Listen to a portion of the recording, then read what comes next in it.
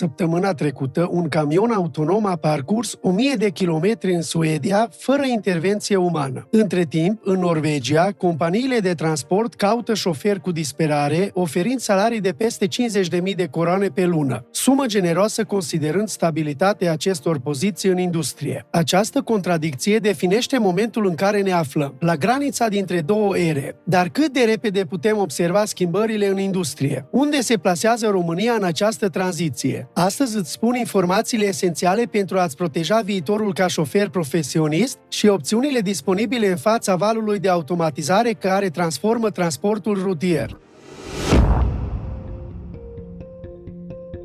Imaginează-ți că te trezești la 4 dimineața, într-o parcare de camioane din Oslo, cu un program de livrare de 14 ore în fața ta. Primele raze de lumină încă nu se văd la orizont, dar ziua ta a început deja. Verifici rapid elementele esențiale de siguranță și combustibil înainte de a porni la drum. Ca șofer de camion în Norvegia, rutina zilnică este un dans complex pe gheață, echilibrând reglementări stricte cu termene de livrare. Fiecare minut este înregistrat digital în tahograful tău, care nu permite erori. Sistemul este inflexibil. După 4 ore și jumătate de condus continuu, trebuie să iei o pauză obligatoriu, indiferent dacă ești la câteva minute de destinație sau în mijlocul pustietății. Condusul prin peisajul norvegian prezintă provocări unice. Dimineața traversezi tuneluri săpate prin munți masivi, apoi urci și cobori pante abrupte, unde zăpada atinge câțiva metri în sezonul rece. Un șofer experimentat știe când să monteze lanțurile și cum să negocieze serpentinele înguste unde două camioane abia au loc să treacă. Tehnologia a transformat meseria. GPS-ul te informează în timp real despre blocaje și condiții meteorologice, iar dispeceratul modifică constant programul prin sistemul digital. Aceste instrumente tehnologice sunt esențiale, dar pot deveni surse de oboseală și presiune suplimentară când schimbările sunt frecvente. Experiențele personale adaugă o dimensiune reală acestei rutine rigide. Tehnologia ne ajută enorm, dar nu poate înlocui judecata umană. Câteodată sistemul GPS te poate direcționa pe un drum forestier impracticabil pentru un camion de 40 de tone, tu trebuie să știi să ignori indicațiile și să alegi o rută alternativă. Un computer nu poate evalua textura drumului. Cultura muncii norvegiene influențează profund experiența șoferilor. Deși programul este solicitant, șoferii beneficiază de pauze regulate și un tratament respectuos la punctele de încărcare și descărcare. La destinație, abilitățile sociale devin esențiale. Cea mai mare satisfacție este când rezolvă o situație complicată. De exemplu, livrezi ingrediente pentru un eveniment important, deși adresa este greșită în sistem, dai câteva telefoane și găsești locația corectă și salvezi evenimentul. Un camion autonom ar lăsa marfa la adresa greșită și ar pleca. Semnele schimbării sunt vizibile. Pe autostrada E6, camioanele echipate cu sisteme avansate par să se conducă singure pe porțiuni drepte. Stațiile moderne de alimentare folosesc sisteme automate de plată, iar documentele sunt scanate și procesate digital, transformând încet peisajul acestei meserii, care până acum nu de mult era definită de interacțiune umană.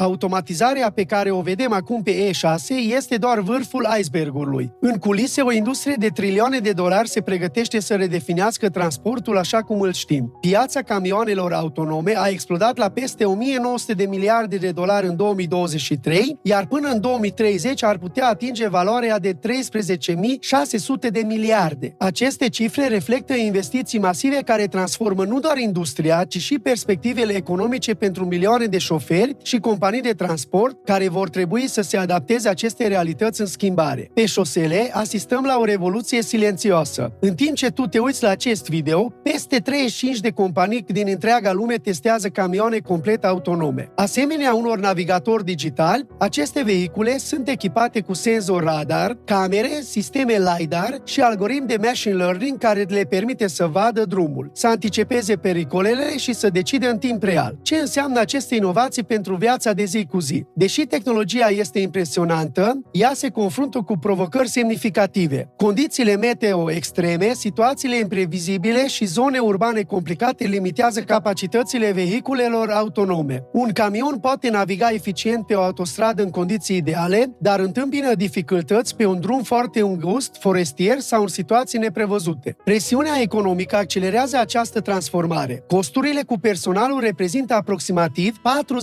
40% din cheltuielile unei companii de transport, iar accidentele cauzate de oboseală rămân o problemă majoră. Companiile care explorează soluții autonome care pot opera continuu fără pauze obligatorii. Norvegia ocupă o poziție privilegiată pentru adoptarea acestei tehnologii. Avantajul său constă în reglementările adaptate special pentru vehicule autonome. Autoritățile norvegiene au dezvoltat de vreme un cadru legal specific, eliminând obstacole prezente în alte țări. Infrastructura digitală avansată completează acest ecosistem, oferind rețele necesare operării în siguranță. Vulnerabilitatea la automatizare variază în funcție de rute. Autostrăzile lungi, traseele repetitive și transportul între porturi reprezintă primele ținte pentru implementare, oferind condiții previzibile și un mediu controlat. Criza de șoferi din Europa intensifică această tranziție. Conform unui studiu recent, industria se confruntă cu un deficit de 233.000 de șoferi, care va crește la 745.000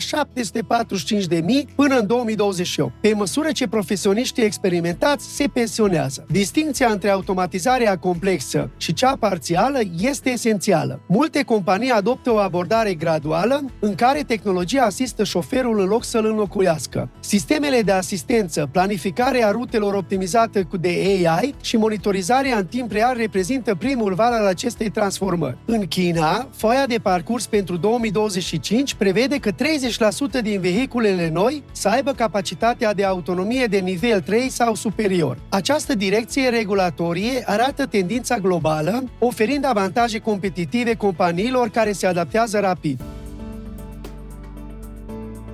Pe măsură ce giganții industriei investesc miliarde în tehnologie autonomă, întrebarea nu mai este dacă șoferii vor fi înlocuiți, ci cum pot aceștia să evolueze odată cu profesia lor. Distincția între frica de tehnologie și teama de a deveni irelevant reprezintă fundamentul strategiilor de adaptare pentru viitorul apropiat. Guvernul norvegian oferă sprijin concret pentru programe de îmbunătățire a competențelor. Consiliile județene pentru formare profesională oferă cursuri specializate precum tehnologia sistemelor autonome sau management logistic digital, certificări care pot transforma un simplu șofer într-un specialist cu multiple competențe. Ca în orice tranziție majoră, șoferii trebuie să treacă de la drumul familiar al profesiei tradiționale către autostrada digitală a viitorului transportului. Abilitățile complementare sunt cele care fac diferența între șoferii care rămân relevanți și cei care vor fi lăsați în urmă. Logistica avansată este un domeniu unde experiența umană rămâne crucială. Un specialist cu experiență la volan poate anticipa problemele practice pe care algoritmii încă nu le detectează. În paralel, mentenanța tehnică devine esențială. Șoferii certificați în diagnosticarea sistemelor electronice complexe devin greu de înlocuit, chiar dacă sistemele precum cele de la Rolls-Royce folosesc AI pentru inspecții. Pentru cei care excelează în relațiile umane, coordonarea cu clienții rămâne valoroasă. Un sistem autonom livrează marfa, dar nu poate negocia cu clienți nemulțumiți sau gestiona situații neprevăzute. Specializarea pe rute complexe în zone urbane aglomerate sau transport de mărfuri specializate vor continua să necesite supravegherea umană. Competențele lingvistice sunt la fel de importante. Stăpânirea limbii engleze și norvegiene, alături de competențe tehnice, este esențială pentru a obține locuri de muncă bine plătite în Norvegia. Mulți șoferi care au făcut tranziția între roluri hibride subliniază importanța comunicării eficiente cu echipele tehnice internaționale. Provocările adaptării nu sunt doar tehnologice. Sistemele învechite, calitatea datelor și transformarea culturală reprezintă bariere majore. Pentru a le depăși, șoferii trebuie să se impună timpuriu în procesele de schimbare și să înțeleagă beneficiile noilor tehnologii, construindu-și pas cu pas un profil profesional adaptat la drumul digital al viitorului. În fața schimbărilor tehnologice, șoferii de camion nu trebuie să intre în panică. Viitorul nu este despre eliminarea totală, ci despre transformare. Cei care vor supraviețui financiar sunt cei care înțeleg că profesia evoluează spre un rol hibrid, unde tehnologia devine partener, nu înlocuitor. Pregătirea pentru această tranziție este esențială acum. Diversifică-ți abilitățile prin cursuri despre sisteme lingvistice sau programe de perfecționare. Investiția în tine garantează un loc în transporturile de mâine. Ești pregătit să transformi provocarea în oportunitate? Împărtășește în comentarii prima abilitate pe care o dezvolți pentru viitorul transportului. Mulțumesc și ne vedem pe drumurile norvegiene. Pa!